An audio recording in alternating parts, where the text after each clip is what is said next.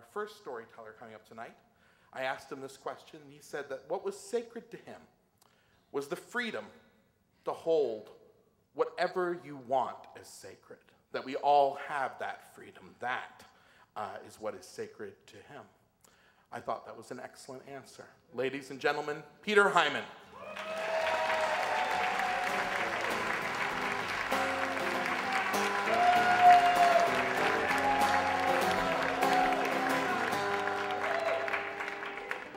Adjust the mic to cover my face because I have some overdue books and I don't want them to. I found my son's foreskin at tax time of 2009. It was sitting in my inbox, buried beneath a pile of bills that had been there for about a year, and it was still wrapped up in an envelope and covered in gauze, just as it had been since the morning in June of 2008 when the mohel who performed his circumcision handed it to me. I recall saying something like, "What's this?" to the mohel as he handed it to me, and I was still a little bit frazzled from witnessing the circumcision, and I had actually watched, it was the first one I had ever watched, and I thought as the boy's father that this was an obligation that I needed to fulfill, and it turns out that that wasn't exactly the right decision. But nonetheless, I persisted, and he answered, and he said, "Well, Nathaniel's foreskin," as though he were telling me the score of a meaningless midsummer baseball game or something, and and then he added, and I bet you thought I was the only one getting a tip today, and he really did say that. And so one of the tendencies and drawbacks of working with a mohel is this tendency toward punning. But as Jews, we outsource everything, so this is one that you want to have someone else take care of. So he went on to explain, however, that as the father, I was obligated to bury the foreskin beneath a tree, and I asked him why, and he sort of uttered something about returning it to the earth and explained that the sacrament dated back to Moses and the Exodus. And then he added that, as a nice touch, that my son could one day return to this tree and cut down some branches from it for his chuppah, which is a Jewish word for canopy, and it's what Jews get married beneath. So my wife and I weren't familiar with the tradition, and nobody we knew had undertaken it, but still it sounded like a nice ritual, full of circle of life symbolism and agrarian mythology. Assuming one could get past handling bloody wastes taken from the tip of an 8-day-old child that was screaming. So naturally, we decided to do it. But of course, at a deeper level, I think there was something going on with me, which is that because burying a foreskin is sort of ridiculous on the face of it, but it occurred to me that I really became intent and sort of obsessed with doing this because my own father hadn't done this for me, and I think, had he done so, I think I would have appreciated it. And I began to think that,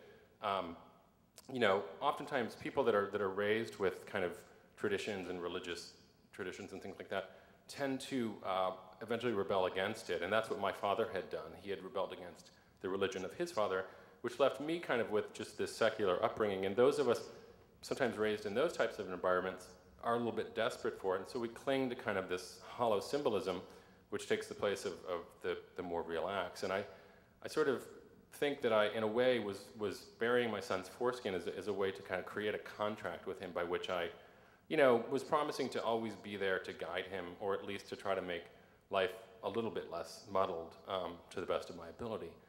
But of course, despite these grand intentions, my wife and I were quickly swept up into the very tiring business of raising a newborn, and we promptly forgot about the package. 10 months or so later, tax time rolled around, and I was forced to confront my inbox, which is when I found my son's only major deduction of 2008. So we stared at this baggie which held something wrapped in gauze, and we decided we should really heed the mohel's decree, because it was important to us for our son to eventually know that he was tied to a tradition, 6,000 years, in fact, of pain and bloodshed and lox-based buffet spreads on the Upper East Side. And also, as I said, I had sort of formed this contract with my son, and I felt already he wasn't even a year old, and here I was failing him. So we made the decision to bury it, but that gave rise to a subsequent dilemma, which is, where do we do this? Because like most New Yorkers, we don't have a yard.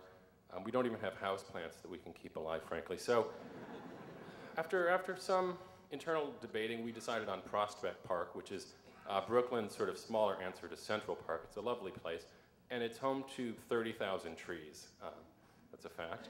And we figured, finding one wouldn't be that difficult. So as a matter of first course, I drove to Home Depot because I needed to get a digging implement. We don't have any shovels, so I was wandering through the massive warehouse, and eventually I found the gardening aisle.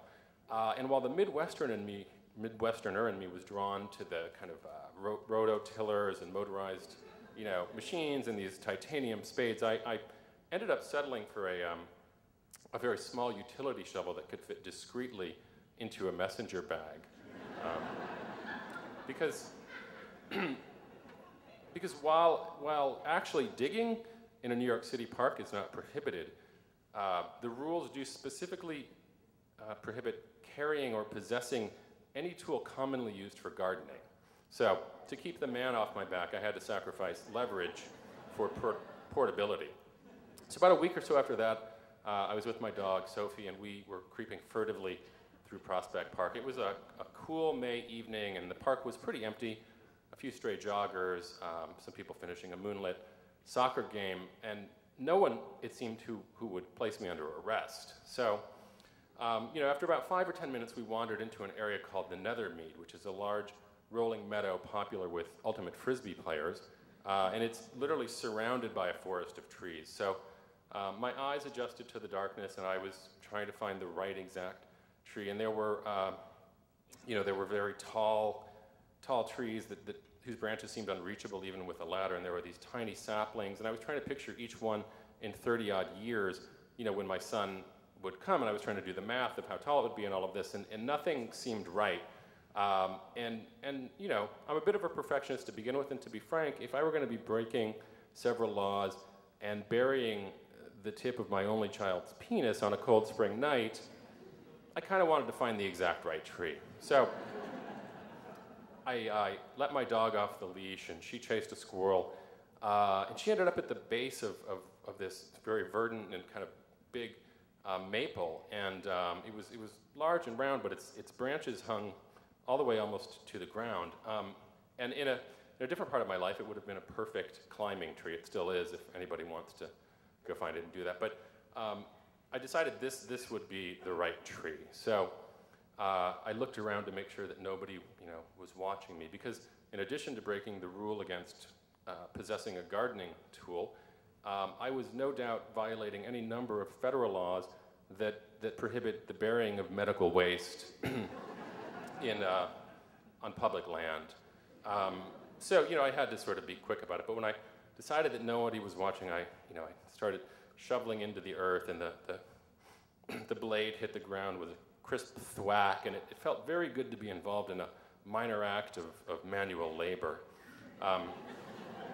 About a few minutes later, I had a hole that was about a foot wide and a foot deep and sort of tapered at the bottom. And I didn't know if this was deep enough to bury a foreskin. I hadn't really heard exactly what the rules were, and I figured that if the Talmud had made commentary on it, it would probably have been measured in cubits, which I couldn't translate. So I figured this was deep enough to keep out rodents and park rangers.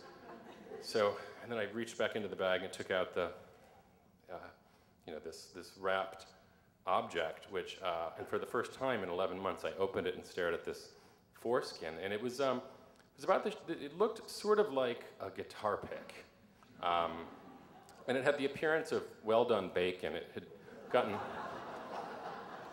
yes. The 11 months hadn't been kind. It had sort of gotten dried out and crispy. I put it up to my nose, and there was no odor whatsoever. And it did occur to me that someone just sort of watching from the side would have thought I was performing a satanic ritual with a tiddlywink, I guess. But nonetheless, I wrapped the object back up tightly into a ball and placed it into the hole. Began carefully putting the dirt that I had dug out back on, and I tamped it down with the end of the shovel and stamped it with my foot. And uncertain as to exact protocol, I I muttered a brief prayer, which was a mix of the Shema, with bits of Bob Dylan's Shelter from the Storm thrown in. You know, it was just something I had invented there on the spot. And, you know, and I stepped back to take in the spectacle, and I felt this kind of odd sense of pride and paranoia, mostly because I had just broken the law, but proud that I had, you know, met the contract with my son. So, but we hastily wanted to leave because, again, I didn't know if the authorities were after me or whatnot. But I realized that we were in a forest, so I wasn't sure how I was going to be able to remember this tree. So I sat down and drew a very, very detailed map. I noted landmarks and penciled in all the walkways and did east and west directionals. And you know, it's not exactly to scale, but you know, I think I've actually since been back and taken some photographs, and I even located, using Google Earth, I think I've located the exact tree. So at some point, I'm going to turn all this documentation over to my son, Nathaniel, and at that point, remembering all this will be his obligation, and I assume at some point in time, he'll, you know, 30-odd years from now, return there and perhaps snip down a few branches for his wedding, and I only hope I'm there to receive the frantic phone call when he rings me to tell me that he's been arrested for the crime of abuse to trees, at which point we'll blame the Moyle and plead for some religious tolerance and try to keep the incident a secret from his mother. But you know, there's also a very good chance that he may grow up to want nothing to do with chuppahs or foreskins or marriage, because as my father said to me when I was recounting this story to him, he said, you know, we all draw maps for our children, but they usually tend to make their own routes, and often they go in the exact opposite direction that we've laid out for them. Thank you very much.